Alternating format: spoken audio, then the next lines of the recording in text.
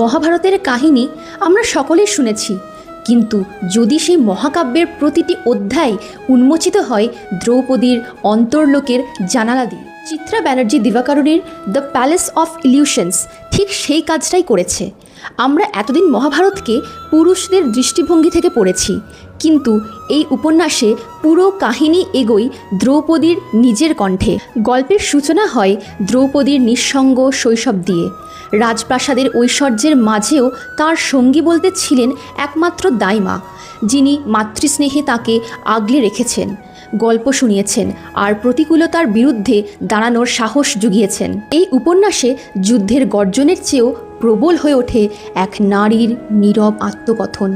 সে সময়ের সমাজ ব্যবস্থা, নারীর অবস্থান, পুরুষতান্ত্রিক অনুশাসন সব কিছুকে দ্রৌপদী তাঁর নিজস্ব অনুভব ও প্রশ্নের আলোয় বিচার করেছেন।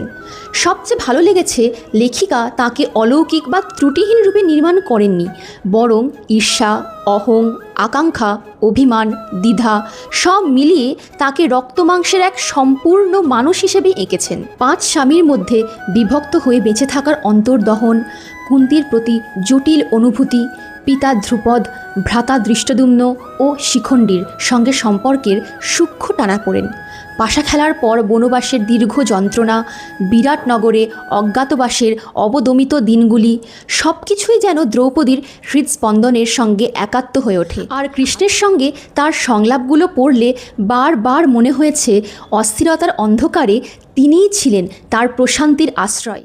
একটি বিষয় আলাদাভাবে উল্লেখ করতে চাই, এই উপন্যাসে দ্রৌপদীর কর্ণের প্রতি এক কোমল অনুরাগের ইঙ্গিত পাওয়া যায়। আমার সীমিত পাঠ ও জানা অনুযায়ী ব্যাসদেব কিংবা কাশিরাম দাসের মহাভারতে এই ব্যাখ্যার প্রত্যক্ষ উল্লেখ নেই, বরং তাদের সম্পর্ক অধিকাংশ ক্ষেত্রেই বৈরিতার পরিসরে চিত্রিত হয়েছে। তবে যেহেতু এটি একটি মাইথোলজিক্যাল ফিকশন, তাই লেখিকা সৃজনশীল কল্পনার অবকাশ নিয়ে এর সম্ভাবনাটি অনুসন্ধান করেছেন। ব্যক্তিগতভাবে এই ব্যাখ্যাটি আমার সঙ্গে সম্পূর্ণ সাযুজ্যপূর্ণ মনে হয়নি, তবু সেটি নিছকই একজন পাঠকের ব্যক্তিগত অনুভূতি।